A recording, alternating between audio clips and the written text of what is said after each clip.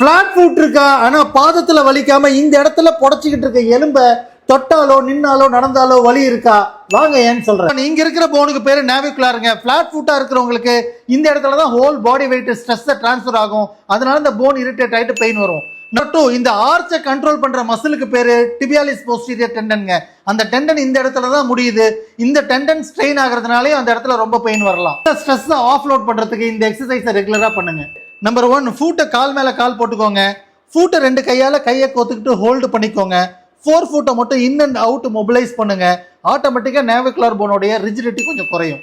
2, வலி இருக்கிற இடத்துக்கு கொஞ்சம் முன்னாடி நம்மளோட கையை வச்சு டவுன்வர்டா புஷ் பண்ணிக்கோங்க. அதை புஷ் பண்ணிட்டு அதுக்கு ஏத்த மாதிரியே குதிகாலை மட்டும் தூக்கி தூக்கி விடுங்க.